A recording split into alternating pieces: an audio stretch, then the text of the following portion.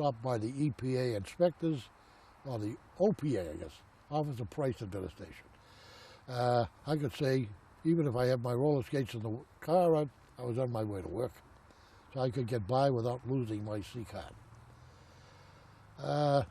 So I dated her off and on, and then, like I say, I turned 18 in September of 43, and by March I was gone. I was drafted into the Army, and let's see, they give you a test when you first go in, and you have earphones on, and they do dits and dahs, and evidently I had an ear for Morse code because they wanted to send me to radio school. So I was sent to Fort Bragg, North Carolina for basic training and also to radio school. I got out of there as my first time away from home. And when I got through radio school, they said, okay, I guess I had a pretty good IQ. And they said, you can either go to Fort Sill, Oklahoma to become a technician, or you can go to Fort Benning, Georgia to OCS. But that was infantry OCS, which didn't appear to be such a bargain to me. Or you could have a 7-day delay en route to a line outfit. That's an outfit that's a division. And otherwise I wouldn't get a furlough, but I could get the 7-day delay en route. So I took the 7-day delay en route and went home to Massachusetts for 7 days, and then got back on a train, and I ended up in Camp Breckenridge, Kentucky, with the 75th Infantry Division and the 275th Combat Engineers. And the first thing they did was change my MOS number from radio man to jackhammer operator, because they needed a jackhammer operator to fill out their TO, because they were getting shipped overseas. Well, the jackhammer weighed more than I did, because at that time I only weighed 116 pounds. But whatever. Had some difficulties in the Army also, because I've been known to have a temper. Didn't take too well to authority. So I spent a few days in the stockade in Fort Camp Breckenridge. As a matter of fact, I was in the stockade when they got the order to get on the train, and so they reduced my sentence and I got on the train. Ended up in New York at Camp Shanks, and went overseas on the Aquitania, which I came to find out in 1986 was the ship my father had come to this country on, which was a strange coincidence, but that's further along the story. Landed in Scotland and went to a camp up in Dravock, somewhere in Wales, for about a week until we got all our trucks, etc. The engineers have heavy equipment dump trucks, and went down to Plymouth, got on an LST, and crossed the English Channel. Just at about the time the breakthrough of St. Lo. Spent up until 1945 in Europe, in the Battle of the Bulge, southern France engagement, and Central Europe. Got 3 battle stars and a Purple Heart, and got into trouble again with the officer that was the company commander, and they needed replacements for another division that was supposedly being shipped to Japan for the invasion. This was in June of 1945, and the war in Japan was still going on.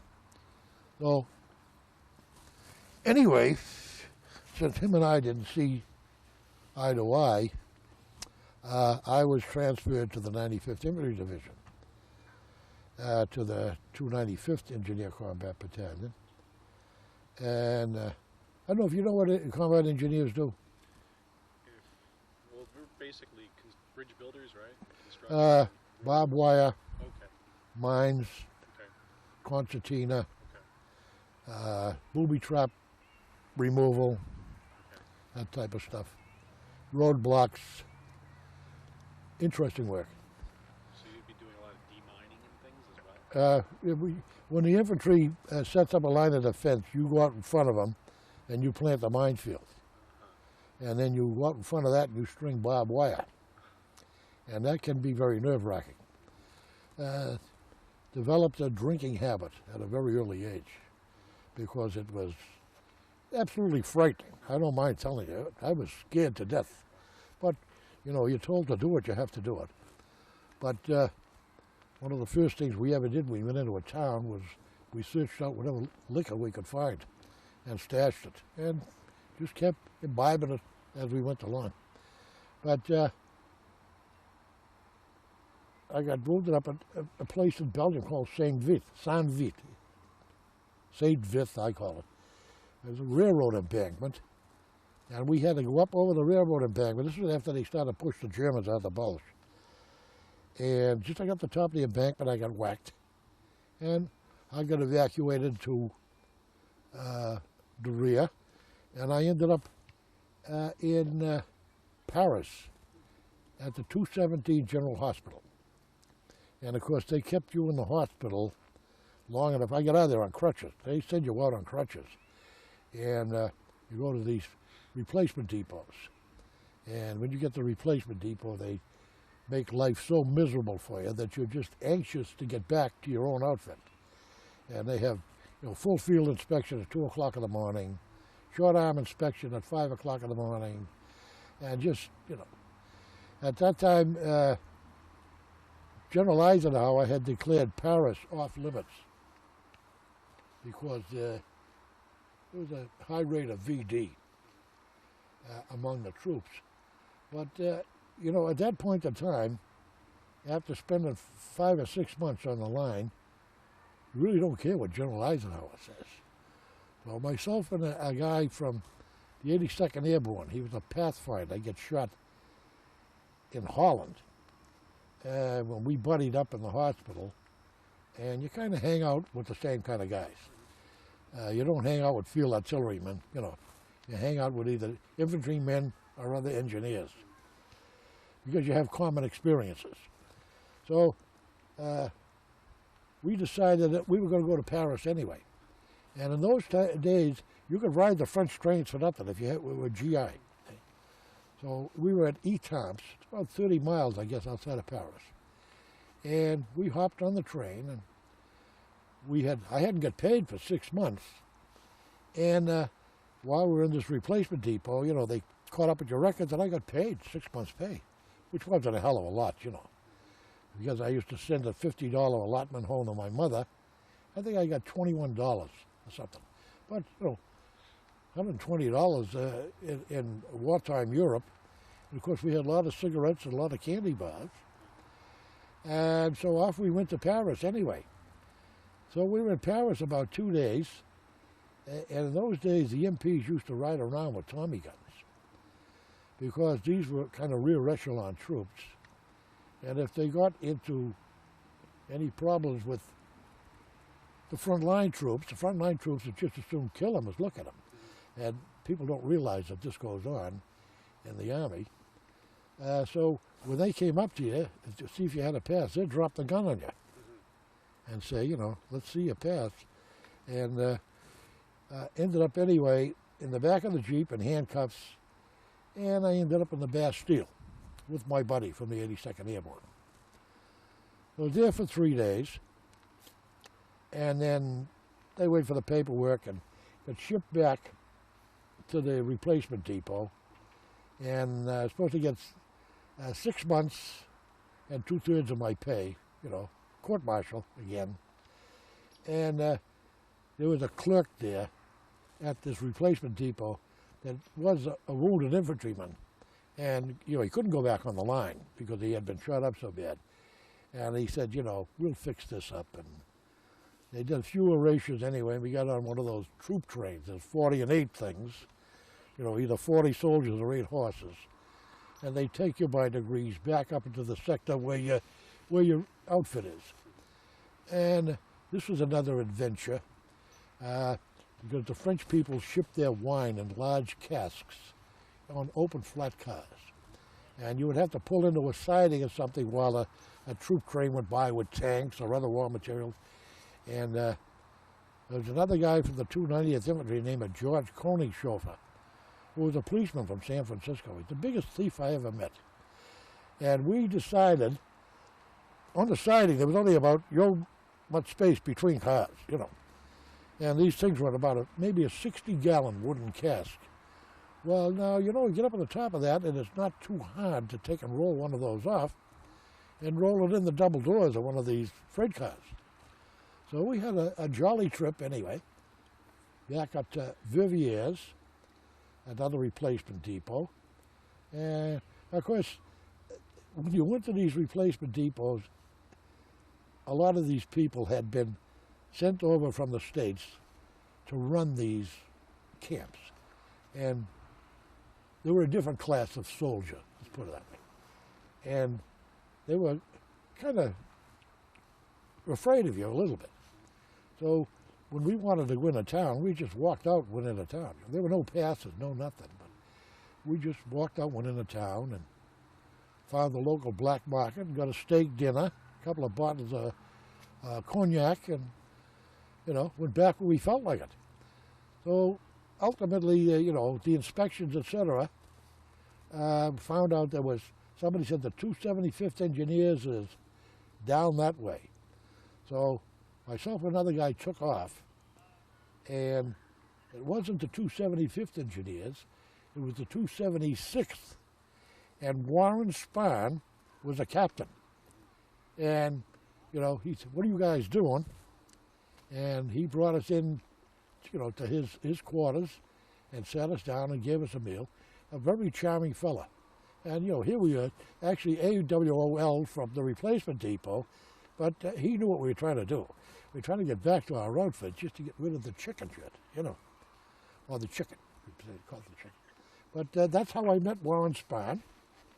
And then, like I say, the war in Europe was over, and as Captain Johnston shanghaied me, as he thought, to the 95th Infantry Division, and I got sent to a camp called Philip Morris in France, which was a staging area for the troops, and ultimately got on a troop transport, and someone on high decided that, no, we weren't going to go straight to Japan now. We would go back to the United States for 30-day redeployment leave and then assault training to invade Japan. Well, I want to tell you, I paddled across more canals and more rivers on assault landings all the way through Belgium and Holland and Germany. I really didn't need any exerciser to know how to do it. So I got into Camp Shanks in New York again on the 5th of July. And then they broke you over into sections and sent you to the nearest induction center, which was Fort Devens. And I got home for 30 days. At that time, my younger sister, whose husband was in the Coast Artillery, never left the States, which was wonderful. He was home on leave, so I spent the 30 days with her and her husband at a place called Dorgan's Old Harbor House over in South Boston. It's a nightclub. And had been going out with this Mary, my first wife, But when I got home, I said, geez, if I'm going to Japan, there's really not much sense of my wasting time there, because you only make so many of these landings, and eventually you're going to get whacked.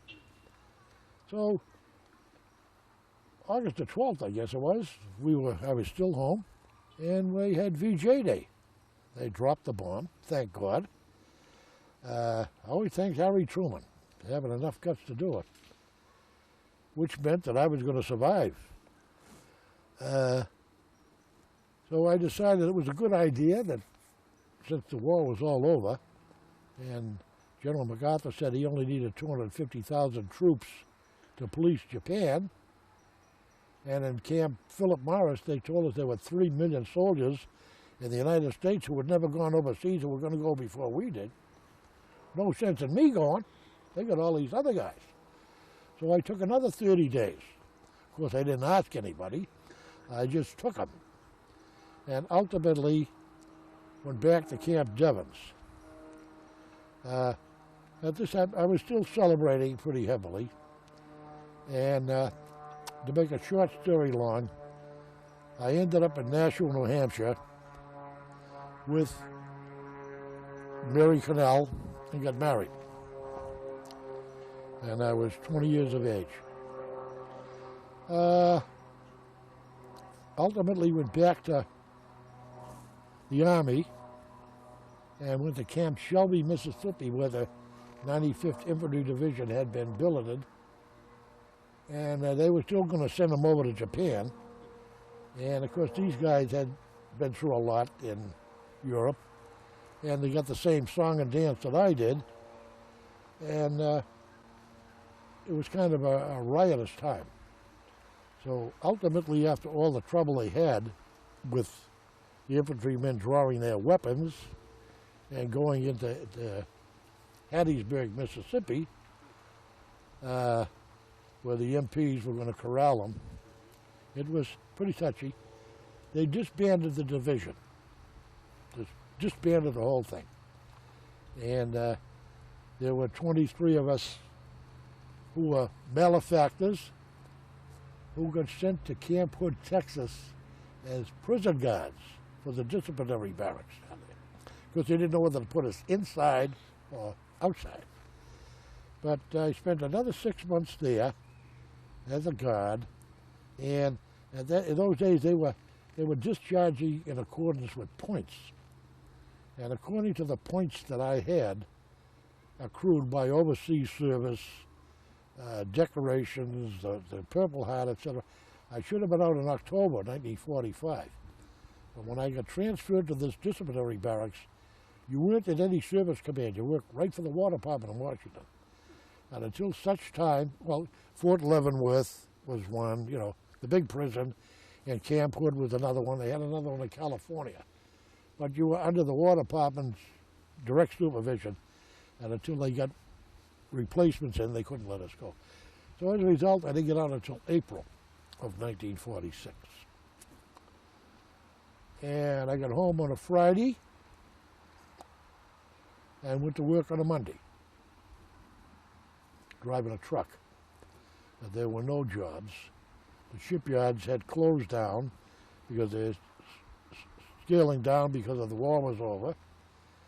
And I think it's one of the things that I learned very quickly was these people that come back and they have problems readjusting. You do have problems readjusting. And I worked from April until I think it was about the 3rd of July. And then everything caught up with me. And I just went back to where I was working, and I threw the keys on the desk, and I said, I'll see you later. I can't do this anymore. And I didn't work in July and August. And I just had to get it out of my system. And ultimately did. And then in September, I needed a job because now I had to support a wife. And I went to the local ironworkers union because I had worked on the shipyards and, knew how to weld and how to burn and so forth. And I got a job as an iron worker in South Boston, and I worked there till into '46, and then first part of '47 I went to work over in Cambridge for a structural company that did building prefabrication for mostly powerhouses, bridges, that type of stuff. And went there. Oh, I know. There was a strike. They were striking for nickel an hour. I think we were getting 90 cents an hour at the time. And they were striking for nickel an hour and on the picket line, and again, big mouth. And I didn't go back to Babcock Wilcox was the name of it. I didn't go back there. So I went over to this, down the Union Hall. They said this A.O. Wilson is hiring for second shift. So I went over there and got hired as a welder, and then ended up about 2 weeks later. I was the fitter up, who was in charge of the entire shop at night. They worked 2 shifts because he had a big bridge job. So I worked there for a while, and then I found out that the erectors, the guys that worked out the job, were making $2.25 an hour. And so I said, I think that's what I'll do now. So I went to that union, and I worked there for a while. And the only thing was, you made $2.25 an hour, which was big money in 1947. But if it rained, you couldn't climb. If it snowed, you couldn't climb. If there was no work, you didn't work. And you get accustomed to spending that $400 a week, you know. So this wasn't working out because, like I say, had a wife to feed. And 1947, my first son was born. Now I got another mouth to feed. So at that time, work picked up in the construction industry, but then in 1950 we got Korea. The Korean War started. Shipyards opened up again. And even though I made big money, I only worked 6 months of the year. It wasn't doing me much good. So I went back to work in the shipyard as a burner in 1951.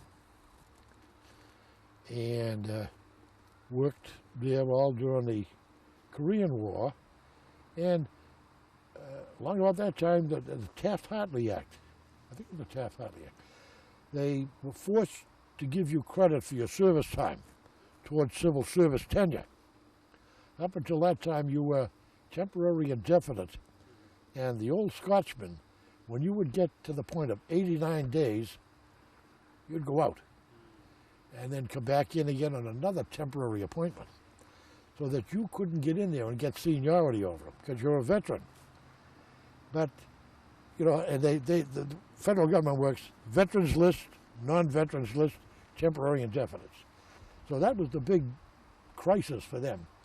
But then all of a sudden, I think it's the Taft-Hartley Act. I forget what it was. Doesn't make any difference. But they had to give me credit for my service time. And all of a sudden, now I'm a permanent employee. Then they started to close the shipyards down. But in the meantime, on the GI Bill, while I was working at Cambridge, you know, I'm out there banging rivets and everything else and swinging a sledgehammer. And I see this guy walk down the shop. He got a nice white shirt on, nice gray trousers, and, you know, I said, what do you do? He says, I'm a draftsman. I said, yeah? Where? He said, I work upstairs. His name was Vic Alexander. These names stick in your mind because they make a turning point in your life. I says, well, I don't know what it is, but I'm going to do that because I work with guys who are 40 years of age that look 90, that have been pounding iron all their life. And, you know, it's a tough life. So I started going to school. I went to Northeastern University. Well, I didn't go to Northeastern University first. When I tried to get into Northeastern, I found out that you don't have a high school diploma. And you didn't finish the third year of high school. So I had to go to Lincoln Prep. was the name of it, which is their prep school for Northeastern. And I had to take math courses and a couple of other courses in order to qualify to get into Northeastern. But I was doing this on the GI Bill because I can remember, let's see, 1950, I was still working in Cambridge, and 1950 I used to ride the Rattler from Savin Hill to Cambridge and then get the bus out to there, and it was a pain. So I decided that we had enough money anyway, and cars were just starting to be produced now, the new ones, 1950. And you had to give them a couple of $100 under the table.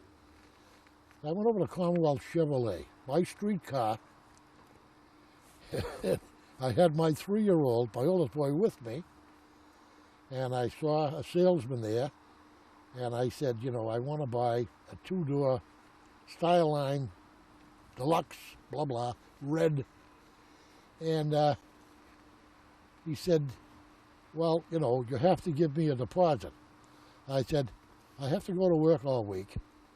I says, I'll be back here next Friday afternoon with a certified check for, it was $1,721 for the car. Brand new. All right? And I said, if you got the car, fine. If you don't have it, I'll go somewhere else. I came back the next week, the car was all ready for me. First new car. But, you know, the $1,721, I couldn't get a radio in it, and I couldn't get a heater, because I couldn't afford that much more, and I couldn't even afford to have antifreeze put in it. But it was in the winter, January. But, you know, I said to myself, they're shipping these cars from Detroit on a barge over the lakes. It's cold as hell up there. They got to put some antifreeze in it. I said, so I told the guy, I said, no, I don't need the antifreeze. My brother-in-law owns a garage. I said, and when I get the car, I'll drive it over there and put the antifreeze. But I never had to. It was in there already. But let's see. In 1950, well, my wife used to pick me up because I used to work 12 hours a day at the ironworks. And then she'd drive me and drop me off at Northeastern because I went to night school 3 nights a week. Analytical geometry, differential calculus, and oh, Jesus. You know. I'm going to tell you a story. I remember this. At this time, my oldest boy, he got the whooping cough, okay? And she had him in the car. She picked me up at 6 o'clock. I got to be at school at 7. And I was taking the midterm exam in physics. And just as we got to the school, he coughed and he gooped all over me. All right? Well, I'm covered with phlegm and vomit. I went into the class, and they had a proctor there, and you couldn't leave the class once you sat down, you know? And I had to go in and wash this stuff off. And I had a head cold at the same time, and I'd used my handkerchief to wipe him up. I had no handkerchief, and I remember going into the men's room, washing the stuff off, and using the rough paper towels. My nose was so tender. This is what I can remember.